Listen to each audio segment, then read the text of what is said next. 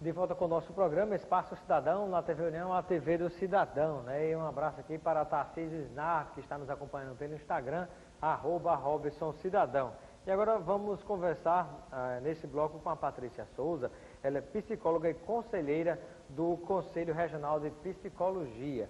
E com ela vamos falar sobre o Janeiro Branco, né? Fique atento a essa entrevista e na sequência vamos entrevistar o professor Robério Paulino, pré-candidato ao governo do Estado. Seja bem-vinda ao nosso programa Espaço Cidadão. Boa noite. Boa noite, obrigada. Boa noite a todos que estão assistindo o programa. Um prazer tê-la conosco. E eu pergunto, por que Janeiro Branco? Então, a campanha Janeiro Branco, né, se oportunizou de duas palavras, né, bastante simbólicas, que é o mês de janeiro, que é um mês tradicionalmente vivido pela população como um mês de revisão, um mês de balanço, né, do ano anterior, dos objetivos que foram traçados e cumpridos, né, e um momento de revisão para o ano seguinte, de traçar novas metas, né, de revisar a própria vida. Então, a ideia é aliar essa ideia do janeiro, que carrega consigo esse momento de balanço, com a ideia do branco, que na verdade é simbólico como o conjunto de todas as cores, né? A ideia de pensar esse colorido para a própria vida, incluindo aí também a vida emocional, né? A saúde mental de cada pessoa.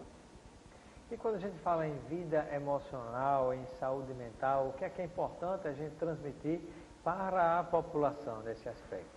Então, a saúde mental, ela ainda carrega eu acredito que na sociedade de uma forma geral, alguns preconceitos, né? Ainda existe algumas ideias equivocadas, né? De que falar de saúde mental é falar de loucura, é falar de doença, né? Como antigamente, às vezes, quando o estudante dava trabalho, digamos assim, na escola, aí o professor queria dar um castigo e mandava ele para a biblioteca, como se a biblioteca fosse sinônimo de castigo, né? Do mesmo jeito, quando alguém queria dizer alguma coisa contra o professor, rapaz, vou botar você no psicólogo, né? Como se fosse coisa para doido, inclusive, né? Usando essa palavra que não se usa, né? Que é inadequada.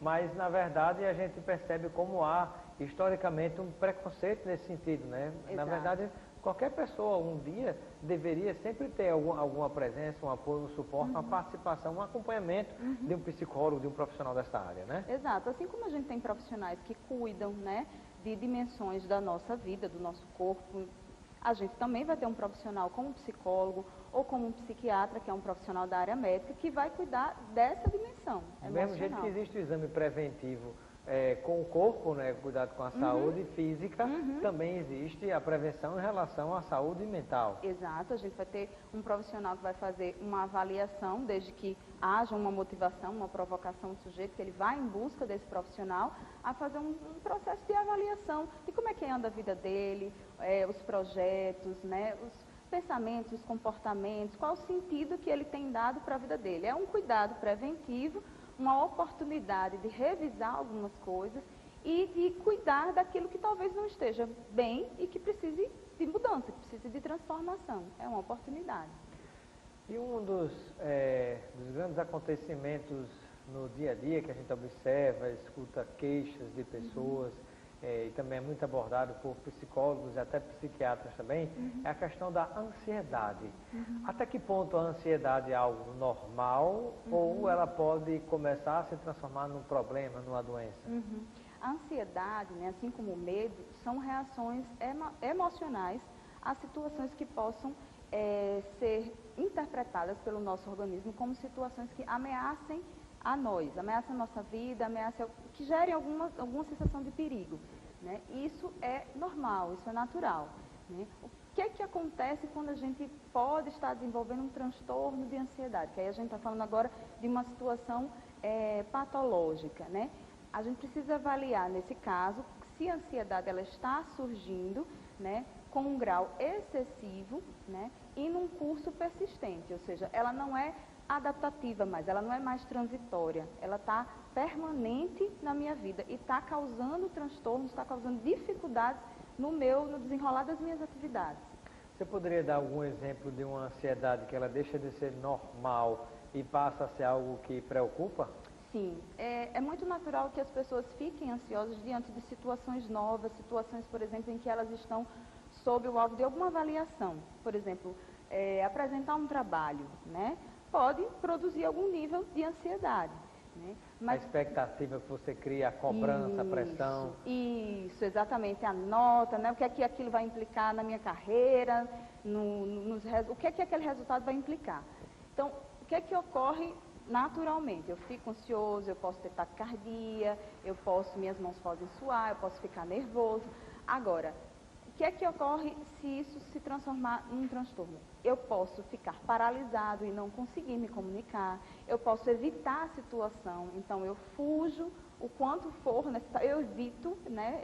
Inventar desculpa para não ir, né? Exato. Um problema que aconteceu, às vezes até criado para você não estar no dia para fazer a apresentação. Exatamente, né? exatamente. Adoeço, né? Às vezes acontece mesmo um ataque tão forte de ansiedade que me impossibilita de estar lá, né? Ou de desenvolver aquela atividade. Então, nesse caso... Muito bem.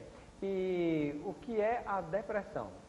A depressão é um transtorno, né, de humor, que tem também como característica principal a tristeza excessiva, né, e decorrente dela outros comportamentos e pensamentos que também fazem parte desse conjunto, né, como um desinvestimento mesmo na vida, né, nas atividades com as quais eu tinha prazer de desenvolver.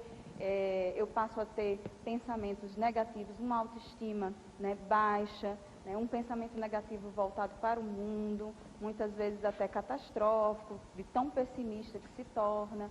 Né. Esse é o conjunto clássico de uma depressão grave. Obviamente que a própria depressão ela pode também variar aí em termos de depressão leve, moderada, grave. Esse diagnóstico mais acurado e clínico só um profissional mesmo da área para realizar. A depressão, que é algo, digamos, psicológico, ela pode levar a algum problema físico?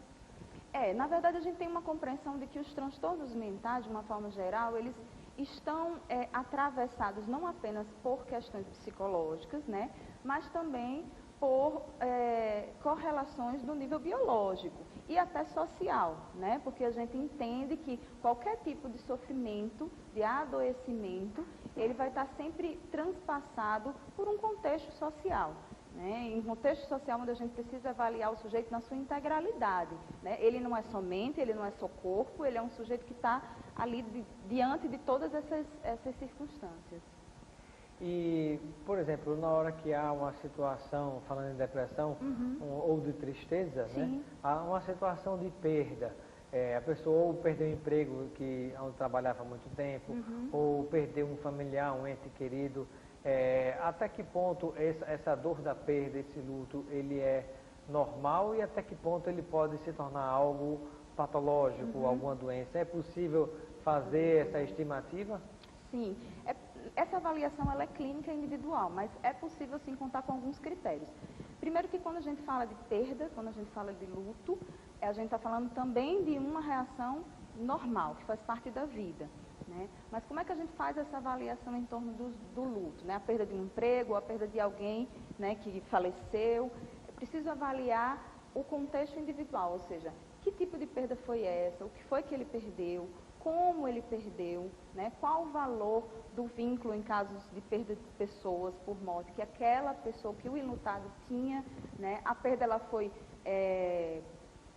súbita, né? Eu não consegui prever isso, foi um fato que não estava ali na minha agenda, vamos dizer assim, ou foi um adoecimento que me permitiu realizar despedidas, que me permitiu, né, ter alguns momentos por fim com aquela pessoa. Então tudo isso vai interferir. Uma transição, né? Exatamente. Uma transição. Manda um abraço para Nicolas Procop, que está nos acompanhando. Obrigado pela sua audiência, Nicolas. Seja sempre bem-vindo ao nosso Espaço Estadão, nos acompanhando pelo Instagram.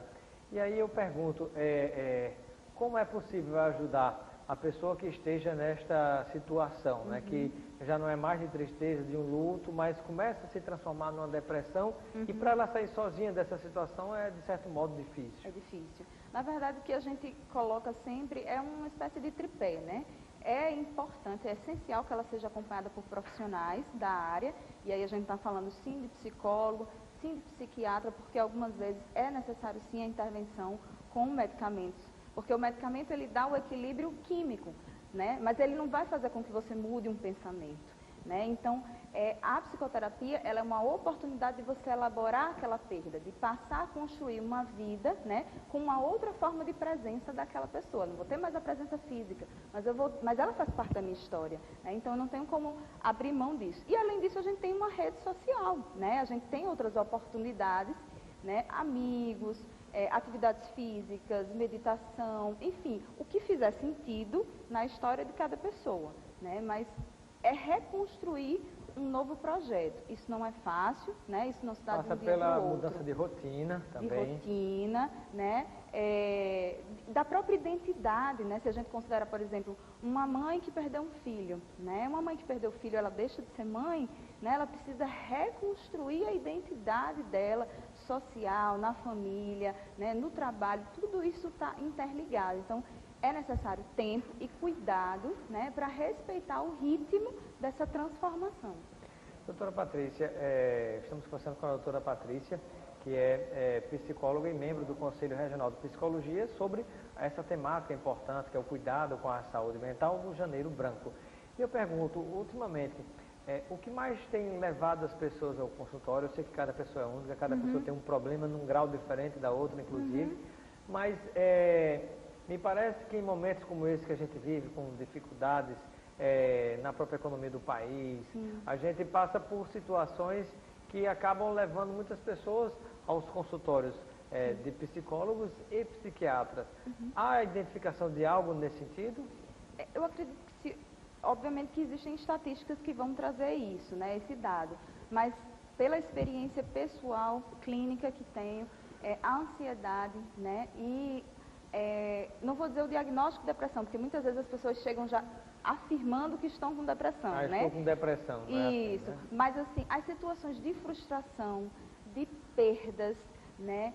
Os relacionamentos sociais entre as pessoas, com o advento da internet, das redes sociais, né? Isso tem interferido muito na maneira como as pessoas se veem, né? No que elas traçam para si, né? Porque o olhar do outro interfere na maneira como eu me vejo. Então, tudo isso, os fins de relacionamento amorosos, né? O desemprego, como você falou, a violência, né? Que incita aí na população um certo terror, uma certa insegurança social. Então, e gente que vive assistindo programas nessa área, exato, né?